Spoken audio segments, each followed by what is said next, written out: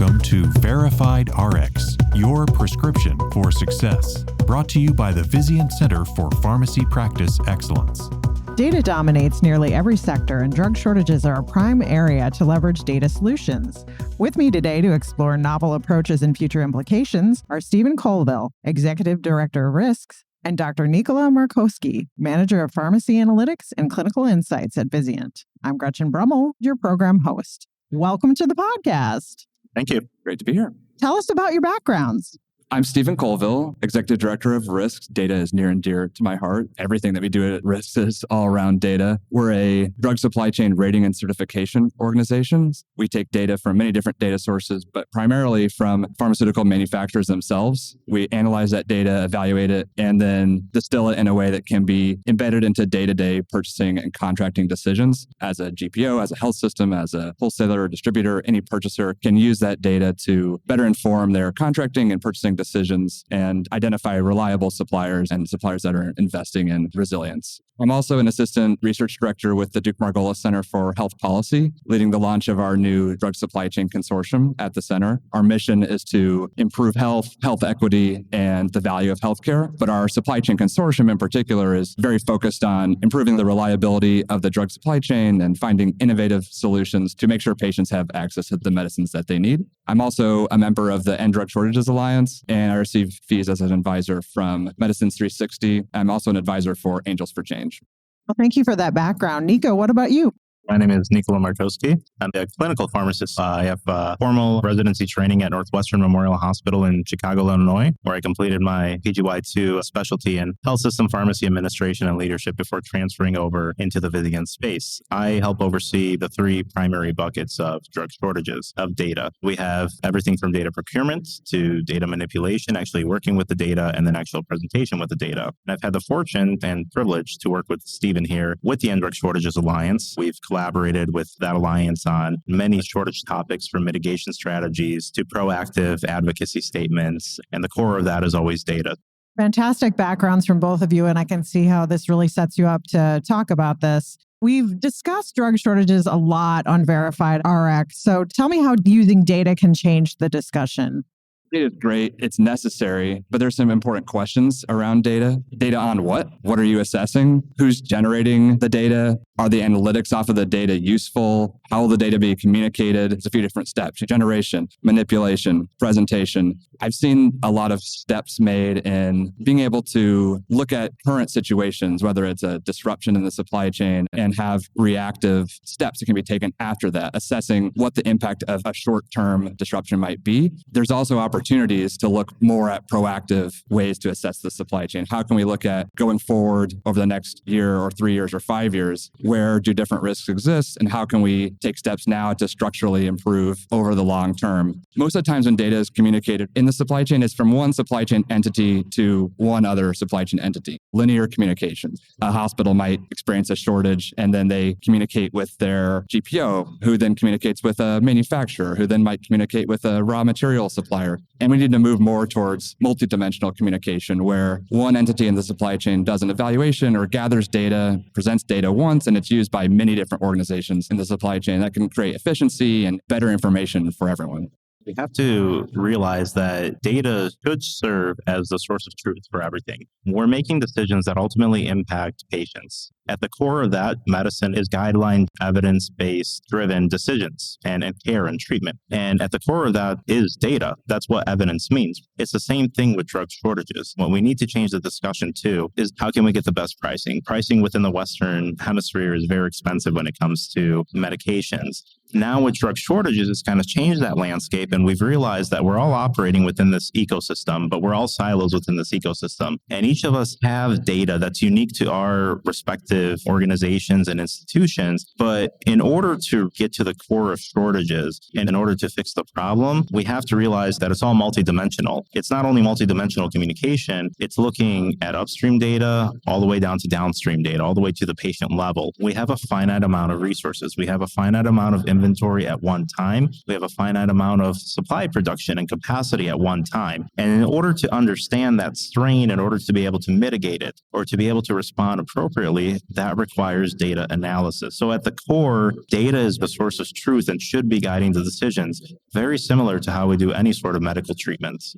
Just to build off that, where are we going to invest our finite resources? Data rises to the top because you can have a relatively large impact with a small amount of investment in capabilities or tools. It can be expensive to take some very large steps, building new manufacturing capacity, bringing on new suppliers. That's important, but also expensive. Some data analytics and tools can be put in place to drive the industry towards a better future state with bigger bang for your buck in an upfront investment in terms of what that total dollar amount might be. So there's a lot of different approaches that need to be assessed. And for me, one that rises to the top is investing in data analytics tools.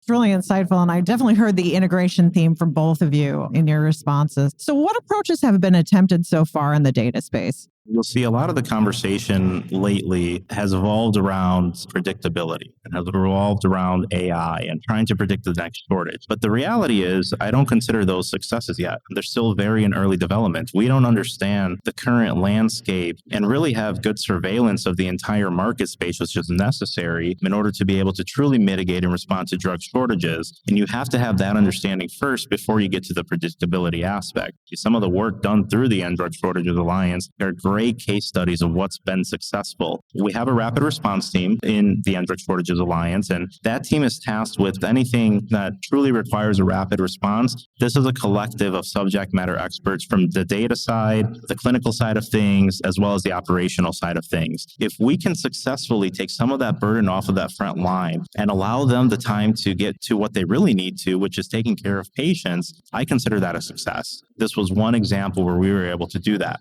Another example with data is we talked about the three main buckets: data procurement, manipulation, and presentation. And while I would argue that presentation is often thought to be the most important, how do you perceive the data? Data procurement is actually really important as well, and stopping the spread of false information. From that perspective, those are just some success stories.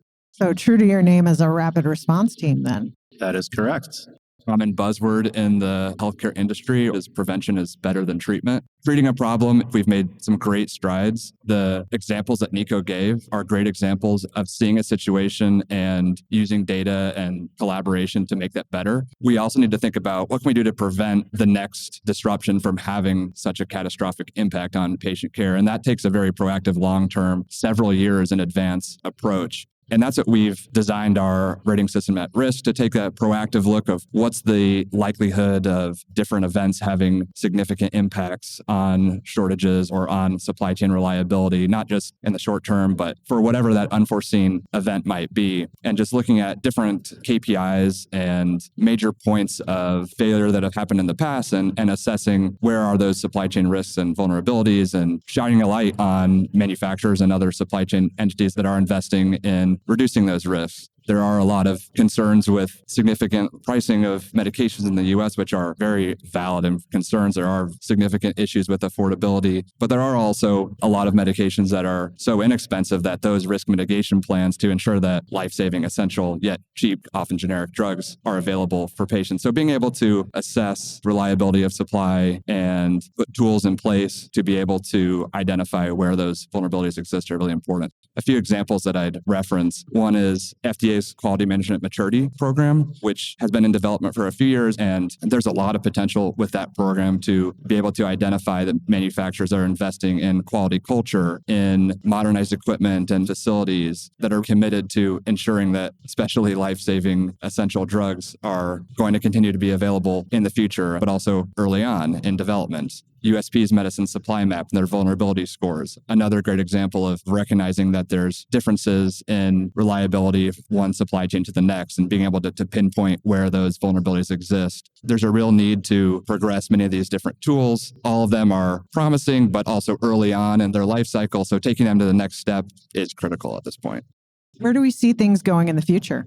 I'd start with examples in other industries that have mature tools that do similar things. Think about the airline industry. There are federally funded research and development centers that have developed tools over many years that can assess the ability of airlines and other entities to be able to triage events, disruptions, and other things, and ultimately improve not just collaboration, but also to be able to respond to disruptions ultimately. Another example is the financial industry has a very mature ratings industry. It'd be hard to envision the financial industry working without mature ratings from different organizations like Standard & Poor's and Moody's and others that assess the relative risk of different companies and their ability to meet their financial obligations in that case. And not to say that any individual investor or firm wouldn't go through their own analysis of the validity of one investment versus another. That's definitely still the case. But there also is a shared level of information that's communicated multidimensionally from one rating organization that does an evaluation and then communicates that data out to many different other entities. It also enables individual investors to have more trust in their financial institutions that are making investment decisions on their behalf. We could use as analogies to think about drug supply chains, which are more important than many other industries, given the life-saving essential nature of the drugs that we're talking about. One of the previous points we talked about, Gretchen, where you asked with how does data play into this? One of the themes that you've heard is this shifting of mindset as well. And we talked about the shifting from pricing to actually looking at it more holistically. In essence, it comes down to a similar model of patient care. You can't treat just one part of the body. You have to look at the patient holistically. And it's the same thing within this marketplace. This is a robust supply chain at this point with many different stakeholders. And we have to look at both sides. But in order to truly end drug shortages, we have to look at the preventative side of things too and get a little more proactive with things. And data can allow us to do that. There are examples like the airlines where you have pilots, regardless of what company you're working on. If you're flying into the same airport, you're working towards the same goal. It's not like you're all trying to fly in at the same time and competing with one another. And I think we're starting to see that within the industry where people are realizing, regardless of whether you're upstream, more so in the manufacturing space, or downstream, more on the frontline patient care perspective, that this concept of just, I'm going to worry about myself no longer applies. You do have to think of it as an entire industry working together in order to truly end this. So it's going to take that holistic approach. And it sounds like we can learn some lessons from some of the other sectors in terms of successes that they've had with similar types of challenges. With this being such a huge issue with such vast inputs, how do we get everybody on the same page? The reality is we need one source of truth. If you do a quick Google search on drug shortages, there is thousands of pages of information, thousands of blogs, thousands of opinion pieces. But the reality is we need one source of truth. One of the places where we could see that is the End Drug Shortages Alliance. To really validate that statement, within 9 months, this alliance has grown into 180 plus organizations coming down at the same table. These are the SMEs that you need to be talking about. When we talk about subject matter experts, this is across the entire ecosystem. And across 180 organizations, we all have a responsibility to the patients. So if we're all working towards the same goal, and the patients are at the end of this, and they're the ones that are most impacted by drug shortages, coming together at the same table is part of the first step. Some of those previous examples of successes we've seen with aspects of focusing on quality perspectives, focusing on shared communication, shared transparency with data. Those are the things that we really need to start doing better. And this is an alliance where we can start coming together to do that. Totally agree, Nico. Patients bear the brunt of shortages. No individual entity in the supply chain is going to be able to solve this for patients on their own. It necessitates a shared vision and a shared collaborative approach, not just among End Drug Shortages Alliance. I'd love to see a public-private partnership with not just that shortage coordinator position, but also the FDA, also with ASPR and CMS and other federal agencies, as well as the private sector too, through the End Drug Shortages Alliance potentially and other entities in the supply chain as well, where there could be economies of scale and shared investment in developing new approaches. I actually like one concept that's been brought up a lot recently, which is we need a hurricane model of different approaches to measuring drug supply chain reliability and the impact of shortages. So when you think about a hurricane, there's all these different models that are built by different organizations, and they all have a little little bit different input, a little bit different result, but they give a holistic picture of the potential impacts from hurricanes. And it gives you a lot more insights than any one tool could give on its own. We need a similar approach for drug supply chains. Lots of different tools that all have different use cases. Maybe they're not all perfect, but together they can get us to a much better place than we have been in the past. But that's going to take a concerted and a long-term effort as well. Public-private partnership could start to advance a lot of priorities in that area.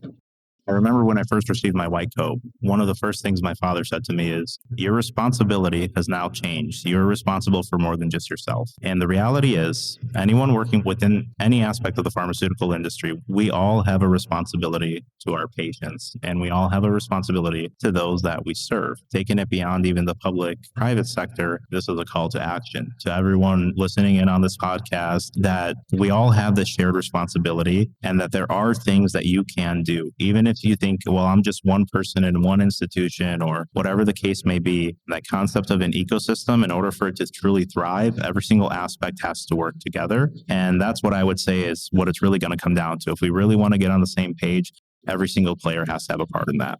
Stephen and Nico, thank you so much for joining us today to share your perspectives and expertise. I'm so glad you could be here. Thank you so We much. appreciate the opportunity.